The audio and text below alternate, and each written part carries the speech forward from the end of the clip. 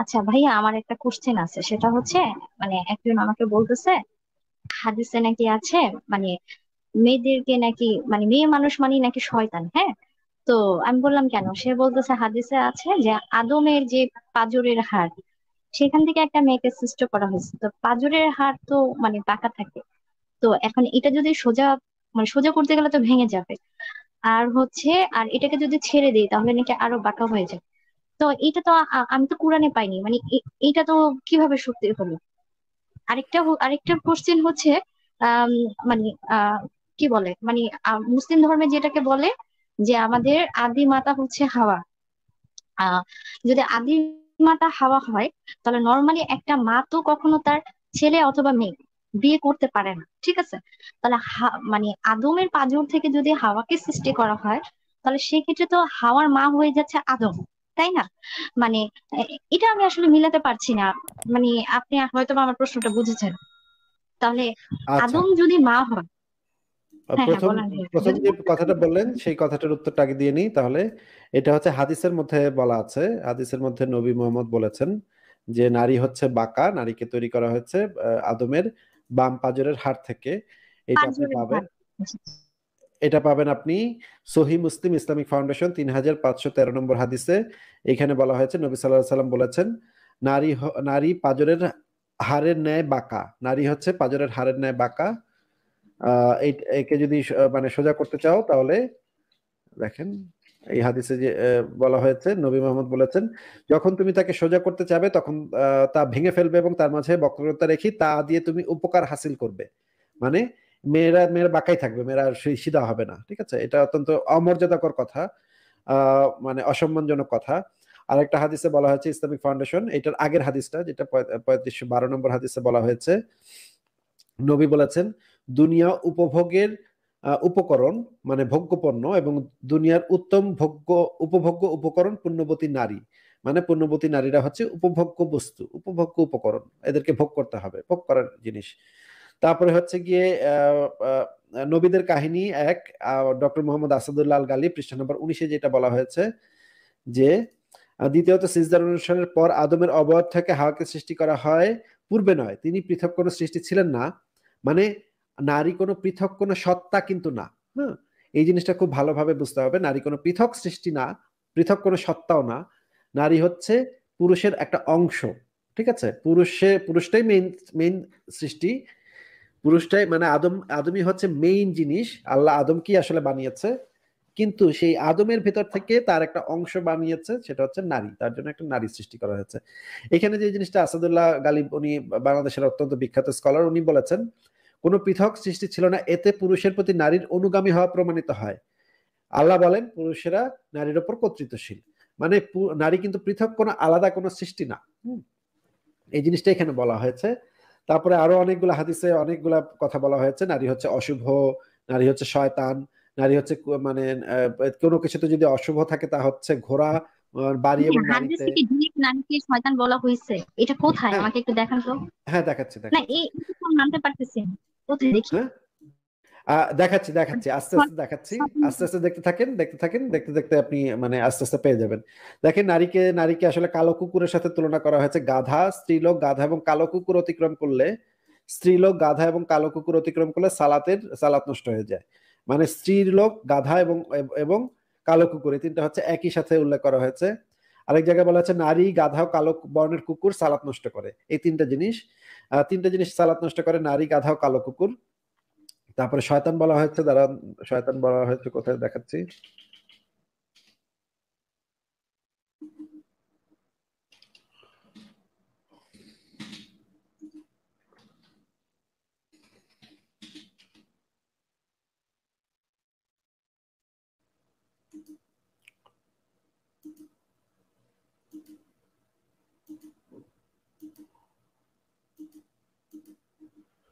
আহ, একটু বের করে দেখাচ্ছি, একটু সময় লাগবে, দাঁড়ান একটু।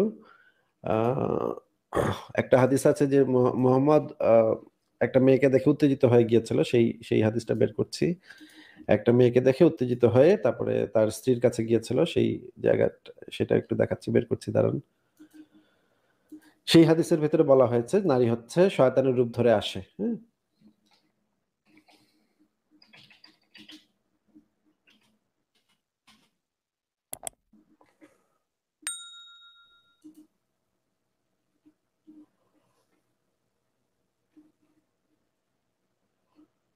হ্যাঁ, পেয়ে গেছি, দেখাচ্ছি।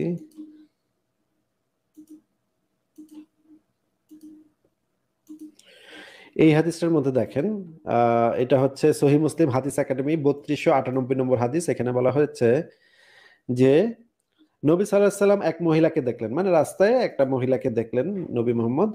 তখন তিনি স্ত্রী জয়নবের নিকট আসলেন। তিনি তখন তার একটি চামড়া পাকা করার কাজে ব্যস্ত ছিলেন এবং রাসূলুল্লাহ সাল্লাল্লাহু আলাইহি সাল্লাম নিজের প্রয়োজন পূরণ করলেন।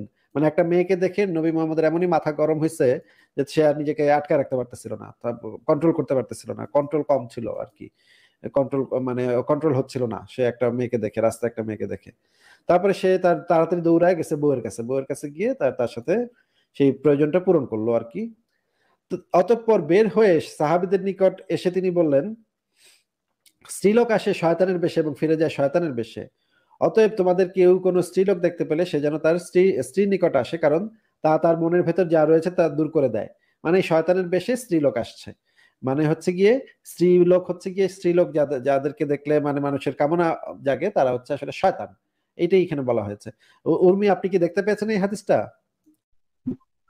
এই যে মাত্র দেখছি ভাইয়া, কিন্তু এখানে মানে যদি মোহাম্মদের যদি উত্তেজিত হয় তাহলে এখানে মেয়েটা শয়তান হয় কিভাবে? মানে এগুলা কিন্তু আমি কোরআনে পাইনি। আর সবাই তো বলতেছে এগুলা নাকি ভুল ভাল হাদিস। এগুলো একদম সহি হাদিস, এগুলো হচ্ছে সহি মুসলিমের হাদিস ভুল। এটা পৃথিবীর কোনো মুসলমান কোনো স্কলারকে বললে হাসতে হাসতে মরে যাবে। এটাই কিছু লোকজন আছে যারা হাদিস সম্পর্কে কিছু জানে না, তারা বলে যে সহি মুসলিম হাদিস গ্রন্থে কোনো ভুল হাদিস বা জাল হাদিস আছে, মিথ্যা হাদিস আছে। এগুলা যারা হাদিস সম্পর্কে একেবারেই কিছু জানে না তারা বলতে পারে। তারা যেহেতু এই বিষয়ে মানে মানে কোন পড়ালেখা নাই, তারা তো যে কোনো কথাই বলতে পারে, তাই না? কিন্তু আপনি যে কোনো আলেমকে গিয়ে যদি জিজ্ঞেস করেন যে হুজুর আপনি বলেন তো সহি বুখারী এবং সহি মুসলিম এই দুইটা হাদিস গ্রন্থে কয়টা হাদিস আছে ভুল হাদিস, বা কয়টা হাদিস আছে জাল হাদিস, বা কয়টা হাদিস আছে জয়ীফ হাদিস, তারা আপনাকে এক কথায় বলে দিবে এই দুইটা হাদিস গ্রন্থের ভিতরে কোনো জাল জয়ীফ হাদিস নাই। এই দুইটা হাদিস গ্রন্থকে এই জন্যই বলা হয় সহি বুখারী, আর একটাকে বলা হয় সহি মুসলিম। মানে এই হাদিস গ্রন্থগুলোর সমস্ত হাদিস হচ্ছে সহি। তবে সহি মুসলিম হাদিস গ্রন্থে একটা হাদিসকে নিয়ে কিছু কিছু আলেম, কিছু কিছু মুহাদ্দিস একটু আপত্তি তুলেছেন, কিন্তু সেই আপত্তিটাও খুব একটা মানে জোরালো আপত্তি না, কিন্তু হালকা একটু আপত্তি তুলেছেন কিছু কিছু মুহাদ্দিস, কিন্তু সেগুলো কোনো জোরালো আপত্তি না। সহি বুখারী এবং সহি মুসলিমের যত হাদিস আছে সমস্ত হাদিসগুলো হচ্ছে সহি হাদিস। এটা যে কোনো আলেমকে গিয়ে জিজ্ঞেস করলে সে আপনাকে এই কথা বলে দিবে। না, আমি এই বিষয়ে কথা বলেছিলাম ভাইয়া, তো আমাকে বলতেছে কি এইগুলা ঘাটাঘাটি করো না, এগুলা নিয়ে যত ঘাটবা ততই ব্রেন খারাপ করে দিবে। কারণ হচ্ছে মানুষ এখন টাকা কামানোর জন্য বিভিন্ন ধরনের হাদিস বানাচ্ছে, ভুল ভাল হাদিস। কোরআনে থাকলে সেটা বিশ্বাস করবে, কোরআনে তো এরকম কিছু নাই। কোরআনের ভিতরে অনেক কিছু আছে, সেগুলো আমরা বের করে দেখবো, কিন্তু এই যারা এই কথাগুলো বলছে তারা হচ্ছে আপনাকে মিথ্যা কথা বলছে। কারণ এই হাদিস গ্রন্থগুলো লেখা হয়েছে আজ থেকে বহু হাজার বছর, বহু শত বছর আগে, হ্যাঁ, প্রায় হাজার বছর আগে, ঠিক আছে? তো এই এই এই জিনিসগুলা মানে নতুন নতুন হাদিস বানাচ্ছে, তারা কিভাবে এই হাদিসগুলা বানাবে? এখন তো এই হাদিসগুলা বানানো কারো পক্ষে সম্ভব না। এই হাদিসগুলো তো মানে এই যে সহি বুখারী সহি মুসলিম এগুলো তো প্রায় 1100 বছর আগে লিখিত হয়ে গেছে। এগুলো এখন নতুন করে কিভাবে কারো পক্ষে বানানো বানানো সম্ভব? তাদেরকে যারা এই কথা বলে তাদেরকে একটু বলেন তো যে একটা বুখারী শরীফের একটা হাদিস তাকে লিখে দেখাতে, সে যদি বুখারী শরীফের একটা হাদিস নিজে বানায় বানায় বুখারী শরীফের ভিতর ঢুকাইতে পারে, তাহলে আমি লাইভে এসে নিজের কান দুইটা কেটে তাকে উপহার দিয়ে দিব। যে এই কথা বলেছে যে এই বুখারী শরীফ এগুলা নতুন নতুন হাদিস বানায় বুখারী শরীফের ভিতরে মুসলিম শরীফের ভিতর ঢুকায় দেয়, এইগুলা যে বলেছে তাকে আপনি একটু বলবেন যে আসিফ মহিউদ্দিনের লাইভে এসে এটা প্রমাণ করতে সে যেন একটা হাদিস লিখে বুখারী শরীফের ভিতর ঢুকায় দেয়। এটা যদি ঢুকায় দিতে পারে তাহলে আমি লাইভে ভিডিও অন করে নিজের হাতে একটা ছুরি নিয়ে নিজের কান এবং নাক দুইটা কেটে প্যাকেট করে তাকে গিফট করে দিব। বুঝতে পেরেছেন আপু? জি জি ভাইয়া। মানে এই কিন্তু কথাটা দেখেন আমি কেন ভাইয়া বললাম, এই কথাটা আমি কেন বললাম, মানে হচ্ছে এই কথাটা, এই জিনিসটা আদৌ কারো পৃথিবীর কারো পক্ষে সম্ভব না। বুখারী শরীফের ভিতরে কেউ একজন আইসা ইচ্ছা করে একটা হাদিস ঢুকাই দিবে, এটা একটা পাগলের কথা। এটা হচ্ছে একটা পাগলের মানে একেবারে নিম্নমানের পাগল হইলো এরকমের কথা।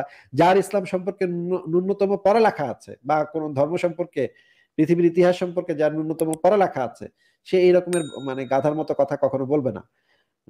আমি আমি নিশ্চিত যে আপনাকে যে বলেছে সে নিজেও বোঝে যে এই কথাগুলো মিথ্যা কথা, কিন্তু আপনাকে বুঝ দেওয়ার জন্য আপনাকে যেন ভুং ভাং দেওয়া যায়, যেন আপনি এগুলো নিয়ে বেশি ঘাটাঘাটি না করেন।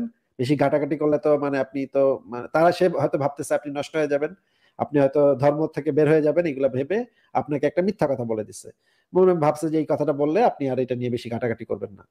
আপনাকে এই হাদিস পড়া থেকে বিরত রাখার জন্য সে একটা মিথ্যা কথা বলেছে।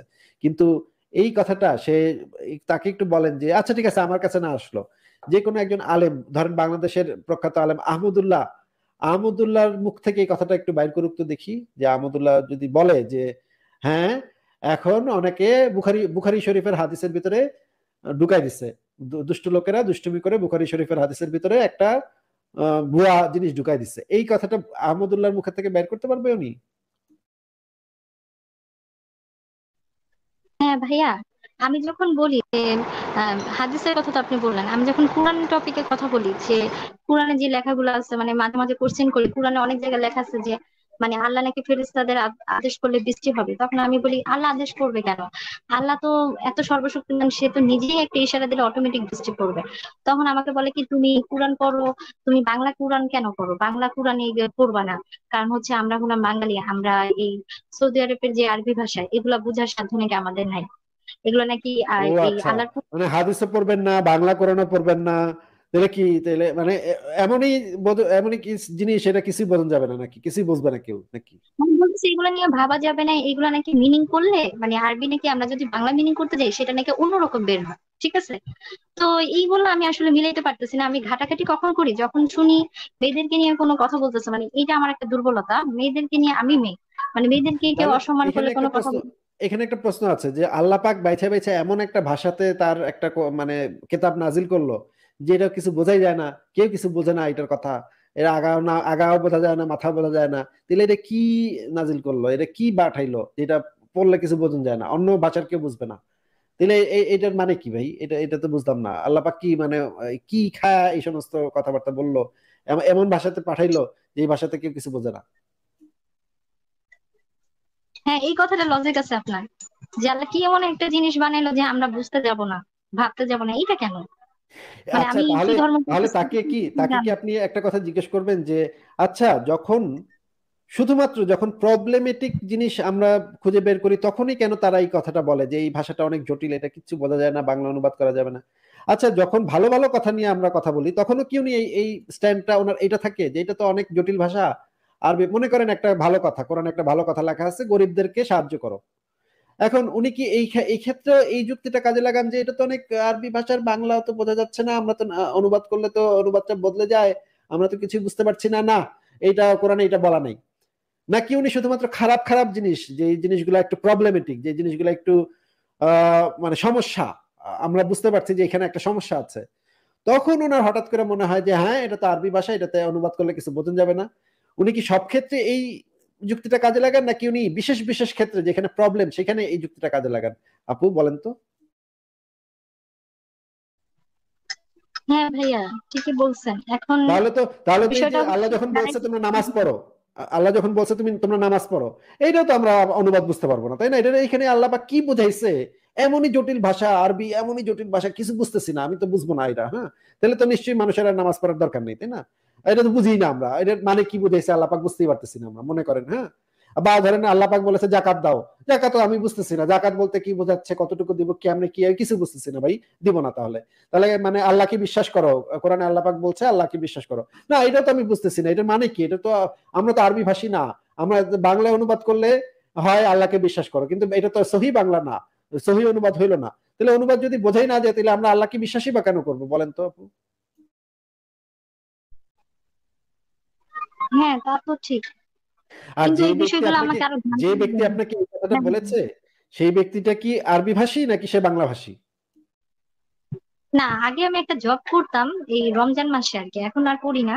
তখন আর কি আমাদের যে ম্যানেজার, সে এসে আমাদেরকে বলতেছিল যে আপনারা নামাজ পড়েন, এগুলো নিয়ে বেশি ঘাটাঘাটি করবেন না, না এগুলো না, নিয়ে বেশি নামাজ ভাববেন কিভাবে না, আমি তখন পড়বো? আমি তো বলতেছি। বুঝতেছি না, আমি তো এটা কথাই বুঝি না, এটা আরবি ভাষায় লেখা, ওইখানে বলা আছে নামাজ ওইটাকে অনুবাদ করলে হয় তোমরা নামাজ পড়ো, নামাজ আদায় করো, তাই না? অনুবাদ করলে আমরা তো আর অনুবাদটাকে মানে সত্য ধরে নিতে পারি না, তাই না? ওনারই যুক্তি অনুসারে উনি তো বলতেছে যে এটা আরবি ভাষা, এটা বাংলা করলে, অনুবাদ করলে এটাতে কিছু বোঝা যাবে না, তাহলে তো আমরা এটা বুঝতে পারবো না। তাহলে তো আমাদের আরবি শুধুমাত্র আরব ভাষাভাষীর জন্য তো কোরআন প্রযোজ্য, অন্য কোনো ভাষাভাষী তো এটা বুঝতেই পারবে না এখানে কি লেখা আছে, নাকি? হ্যাঁ, আর আরেকটা কথা ছিল, মোহাম্মদ এটা কেন আরবি ভাষায় অনুবাদ কেন করলে, বানাইলো? অনুবাদ করলে হ্যাঁ হ্যাঁ। অনুবাদ করলে অনুবাদের সমস্যাটা তো সর্বক্ষেত্রেই প্রযোজ্য হবে, তাই না? এমন তো না যে খারাপ জিনিসগুলোর অনুবাদের ক্ষেত্রে প্রবলেম, ভালো জিনিসগুলোর অনুবাদের ক্ষেত্রে প্রবলেম নাই, এরকম তো আর হইতে পারে না, তাই না? অনুবাদের প্রবলেম হইলে তো সমস্ত ক্ষেত্রে অনুবাদের প্রবলেম। তাহলে যেই ব্যক্তিটা আপনাকে এই কথাগুলো বলেছে তিনি যে ইসলামে বিশ্বাস করে, তিনি তো আরবি ভাষী না, তিনি তো বাংলা ভাষী। তাহলে উনি কোরআন বুঝলো কেমনে, বা আল্লাহ এখানে কি বুঝাইছে সেটা বুঝলো কিভাবে? উনি কি আরবি ভাষাভাষী? ওনার যদি আরবি ভাষাটা মাতৃভাষা না হয়, মাতৃভাষা না হয়ে থাকলে উনি তো আরবি কোনো একটা সব মানে বাক্য পড়ে মাথার ভিতরে মানে ট্রান্সলেট করছে, তাই না? আমরা কিভাবে একটা জিনিস পড়ি, মনে করেন ইংরেজিতে আপনি যখন একটা সেন্টেন্স পড়েন তখন আপনি মাথার ভিতরে সেটাকে বাংলায় ট্রান্সলেট করেন, আপনার মাতৃভাষাতে প্রত্যেক মানুষ এটা করে, মাতৃভাষাতে মাথার ভিতরে ট্রান্সলেট করে, তাই না? এইভাবে করেন না আপনি?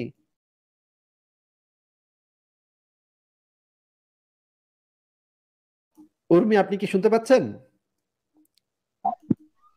জি ভাই, একটু সমস্যা ছিল তাই মিউট করে রাখছি না। জি। আচ্ছা, আমি আপনাকে যেটা বলছিলাম, এখন কি সমস্যা ঠিক হয়েছে? হ্যাঁ হ্যাঁ, এখন চলে গেছে, বলেন। আচ্ছা, মানে আমার আমি আম্মু আপনাকে আসছিল যেটা তো। আমি আপনাকে যেটা বলছিলাম সেটা হচ্ছে, মনে করেন আমি ইংরেজিতে লেখা দেখলাম আই ইট রাইস, হ্যাঁ, এটাকে আমি মাথায় বসে বসে মাথার ভিতরে মানে অনুবাদ করি, আমি ভাত খাই, হ্যাঁ। এই অনুবাদ তখন আমি বুঝতে পারি যে জিনিসটা কি, হ্যাঁ। আমি কিন্তু ইংরেজিতে যখন একটা সেন্টেন্স দেখি তখন কিন্তু আমি সাথে সাথে চট করে বুঝে ফেলি না, মাথার ভিতরে আমার ট্রান্সলেটটা করতে হয়। এভাবেই তো মানুষ, মাতৃভাষাটা তো জিনিসটা এইটা যে আমার মাতৃভাষাতে সেটাকে কনভার্ট করে তারপর বুঝতে হয়, তাই না? এইভাবেই তো আপনি বোঝেন নাকি? হ্যাঁ হ্যাঁ, এইভাবে তো বোঝাই যায়। তাহলে ওই ব্যক্তি যখন এই কোরআনের কোন একটা আয়াত পড়েছে, উনি তো তার মাথার ভিতরে নিশ্চয়ই সেটাকে ট্রান্সলেট করে, মাতৃভাষাতে ট্রান্সলেট করে তারপরে উনি যে জিনিসটা বুঝেছে যে আল্লাহ এক, মোহাম্মদ তার রাসূল, এই জিনিসটাও তো তিনি বাংলাতে অনুবাদ করে তারপরে বুঝছে। তিনি যে মাথার ভিতরে যে হ্যাঁ অনুবাদটা হ্যাঁ। করেছে সেই অনুবাদের ভিতরে তো তাহলে প্রবলেম থাকতে পারে, তাই না? সেই অনুবাদের ভিতরে ওখানে হয়তো আল্লাহ বুঝাইছে যে আল্লাহ পাঁচ, কিন্তু সে অনুবাদ করে অনুবাদের সমস্যার কারণে সে বুঝতে পারছে আল্লাহ এক। এই সমস্যা, এই সমস্যার তো তার মানে তো সেও বুঝতে পারতেছে না যে আরবিতে আল্লাহ পাক কি কি বুঝাইছে সেখানে, নাকি? হুম হুম হুম। রাইট। তাহলে তো প্রত্যেকটা ক্ষেত্রেই তো এটা কাজে লাগাতে হবে, যে আরবিটা যদি বুঝতে এতই সমস্যা, নাকি উনি বলতে চান যে যে যে ক্ষেত্রে সমস্যা পাওয়া যাবে, যে যে ক্ষেত্রে খারাপ খারাপ আয়াত যেগুলো আমরা বের করব, তখন ওনার খালি মনে হবে যে না এখানে তো অনুবাদ অনুবাদ এটা বাংলা অনুবাদ করলে বোঝা যায় না। উনি কি খালি এই ক্ষেত্রে খালি ওনার এই অনুবাদের সমস্যাগুলোর কথা মনে হয় নাকি? ওনাকে একদিন যুক্ত হতে বলেন, আমি দেখি তাহলে ওনার সাথে একটু কথা বলি, ওনাকে একটু জিজ্ঞেস করি যে উনি আসলে কি বলতে চান, কি বুঝাইতে চান। না, সে হচ্ছে আমার অফিসের ম্যানেজার, বুঝছেন ভাইয়া। আর নাম বলতে ইচ্ছুক না, আর অফিসের নাম বলতেও ইচ্ছুক না। তো আমি তো আর তাকে রিকোয়েস্ট করতে পারি না যে লাইভে যুক্ত হতে। আচ্ছা, উনি পসিবল যদি হলে অবশ্যই। উনি যদি বলেন যে এরকম বলেন যে হাদিসগুলা বিশ্বাস করা যাবে না, তাহলে হাদিসে বিশ্বাস না করা হচ্ছে কাফের, হ্যাঁ। হাদিসে বিশ্বাস না করলে, যদি আপনি সহিহ হাদিস না মানেন, তাহলে আপনি সরাসরি কাফের হয়ে যাবেন।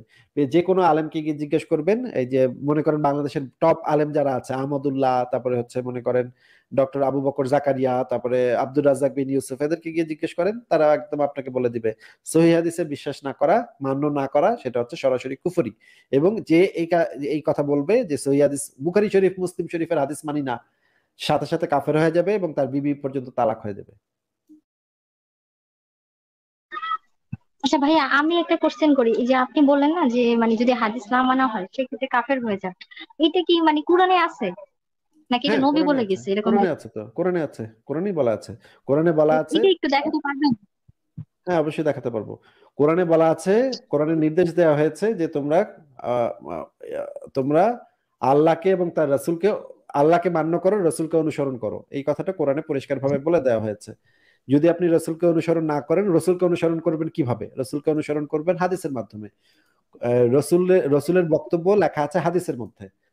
আচ্ছা, আপনাকে আমি দেখাচ্ছি, আপনাকে আমি একটা লেখা বের করে দেখাচ্ছি, এই লেখাটা আপনি, হ্যাঁ, এটা আমার একটু খুব দরকার তো, এই প্রুফটা আমার লাগবে। এই লেখাটার টাইটেলটা হচ্ছে ইসলামে হাদিসের গুরুত্ব এবং অপরিহার্যতা, ঠিক আছে? এই লেখাটার ভেতরে আপনি দেখবেন, এটার ভেতরে দেখেন আহ কোরআন কি বলে, এই জায়গায় আসবেন, এই জায়গায় আসলে দেখবেন এখানে দেখেন কোরআনের আয়াতে, কোরআনে যেটা বলা আছে 33 নম্বর সূরার 36 নম্বর আয়াতে যে জিনিসটা বলা হয়েছে, আল্লাহ ও তার রাসূল কোনো নির্দেশ দিলে কোনো মুমিন পুরুষ ও মুমিন নারী উক্ত নির্দেশের ভিন্নতা করার কোনো অধিকার রাখে না। যে আল্লাহ ও তার রাসূলকে অমান্য করে সে স্পষ্টতই সত্য পথ হতে দূরে সরে পড়লো। দেখা যাচ্ছে আপু? হ্যাঁ হ্যাঁ এখানে আল্লাহর কথাটা হচ্ছে কোরআন, ঠিক আছে, আর রাসূলের কথাটা হচ্ছে হাদিস। বোঝা যাচ্ছে? হুম হুম। হ্যাঁ আল্লাহ যে নির্দেশনাটা দিয়েছে সেটা আপনি পাবেন কোরআনের ভিতরে। আল্লাহ পাকের, আল্লাহর ইসলামের বিধান অনুসারে আল্লাহ পাক যে নির্দেশনাটা দিয়েছে সেটা আপনি পাবেন কোরআনে। আর রাসূল যে নির্দেশ দিয়েছে সেটা আপনি পাবেন হাদিসে। তাহলে এখানে কোরআনের আয়াতে বলা হয়েছে আর আল্লাহ ও তার রাসূল, ও এখানে ও যুক্ত করা হয়েছে, তার মানে হচ্ছে গিয়ে দুইটাই। ও যখন কোনো কিছুর সাথে থাকে, আরবি তো এখানে ও আছে, মানে হচ্ছে কি আরবি ভাষার ও আছে, তার মানে দুইটাই আপনার পালন করতে হবে, দুইটাই নির্দেশনা আপনার পালন করতে হবে। একটা বা, আল্লাহ বা এখানে নাই। এখানে বলা নাই যে আল্লাহরটা মানো অথবা রাসূলেরটা মানো, এটা বলা নাই। এখানে বলা হয়েছে আল্লাহ ও তার রাসূল, তার মানে দুইটাই আপনার পালন করতে হবে। দুইটা, এটা যে কোনো নির্দেশনাই পালন করতে হবে, আল্লাহরও পালন করতে হবে, রাসূলেরও পালন করতে হবে। এছাড়াও তারপরে হচ্ছে 16 নম্বর সূরার 44 নম্বর আয়াতে যে জিনিসটা বলা হয়েছে, তোমার প্রতি কোরআন অবতীর্ণ করেছে মানুষকে স্পষ্টভাবে বুঝিয়ে দেওয়ার জন্য। এই যে নবীকে বলা হয়েছে স্পষ্টভাবে বুঝিয়ে দেওয়ার জন্য, এই যে বুঝায় যে দিল, কোরআনকে অবতীর্ণ করলো, এবং কোরআনকে বুঝায় দেওয়ার দায়িত্বটা দেওয়া হইলো মুহাম্মদের উপরে। এখন মুহাম্মদ যে জিনিসটা বুঝাই দিছে সেই জিনিসটা তো আপনি কোরআনের ভিতরে পাবেন না। কথা কি বোঝা যাচ্ছে আপু? হ্যাঁ হ্যাঁ ভাই, আপনি বলেন, আমি শুনছি মন দিয়ে। এই যে কোরআন যে অবতীর্ণ করলো আল্লাহ, এবং মোহাম্মদকে বললো যে তুমি কোরআনটা স্পষ্ট করে বুঝায় দাও, আহ, বুঝায় দিতে বলা হলো, তোমার প্রতি কোরআন অবতীর্ণ করেছে মানুষকে স্পষ্টভাবে বুঝিয়ে দেওয়ার জন্য। মানে হচ্ছে নবীকে দায়িত্ব দেওয়া হয়েছে কোরআনটাকে ভালোভাবে মানে তার সাহাবীদেরকে বুঝায় দেওয়ার জন্য। এই যে বুঝায় দেওয়ার যে বুঝায় দেওয়াটা, সেটা তো আর কোরআনের ভিতরে পাওয়া যাবে না, সেটা পাওয়া যাবে হাদিসের ভিতরে। হাদিসে ওই কোরআনের আয়াত সম্পর্কে নবী কিভাবে কি বলছে সেটা এখান থেকে পাওয়া যাবে, তাই না? এরপরেও 59 নম্বর সূরা 7 নম্বর আয়াতে যেটা বলা আছে, রাসূল তোমাদেরকে যা দেয় তা গ্রহণ করো, আর তোমাদেরকে যা থেকে নিষেধ করে তা থেকে বিরত থাকো। মানে রাসূলও আপনাকে যে জিনিসটা দিবে সেই জিনিসটা করবেন, সেটা থেকে গ্রহণ করবেন, আর যেটা থেকে নিষেধ করবে সেটা থেকে বিরত থাকবেন। মানে রাসূলের নির্দেশনা মানতে হবে। তারপরে হচ্ছে গিয়ে 4 নম্বর সূরার 80 নম্বর আয়াত, 47 নম্বর সূরার 33 নম্বর আয়াত, 5 নম্বর সূরার 92 নম্বর আয়াত, 24 নম্বর সূরার 54 নম্বর আয়াত, তারপরে হচ্ছে গিয়ে তারপরে হচ্ছে গিয়ে 64 নম্বর সূরার 12 নম্বর আয়াত, তারপর হচ্ছে 3 নম্বর সূরার 31 নম্বর আয়াত। এখানে অনেকগুলো আয়াতে বলা হয়েছে যে রাসূলের আনুগত্য করলো সে আল্লাহরই আনুগত্য করলো। মানে রাসূলের আনুগত্য আপনি কিভাবে করবেন? হাদিসের মাধ্যমে রাসূলের আনুগত্য করবেন। রাসূলের আনুগত্য করার মানেই আল্লাহর আনুগত্য করা। তার মানে রাসূলের আনুগত্য তো কোরআন থেকে আপনি পাবেন না, রাসূলের আনুগত্য কিভাবে করবেন আপনি? ওইটা তো আপনি পাবেন হাদিস থেকে। আরেকটা আয়াতে বলা হয়েছে রাসূলের আনুগত্য করো, আরেকটাতে বলা হয়েছে তার রাসূলকে মেনে চলো, আরেকটাতে বলা হয়েছে রাসূলের আনুগত্য করো। অসংখ্যবার বলা হয়েছে রাসূলের আনুগত্য করো, রাসূলকে মেনে চলো, রাসূল যেটা বলেছে সেটা করো, যেটা নিষেধ করেছে সেটা থেকে বিরত থাকো। অসংখ্য জায়গাতে এই লেখাটা আপনি পড়েন, এই লেখাটার ভিতরে সমস্ত রেফারেন্স একসাথে দেওয়া আছে।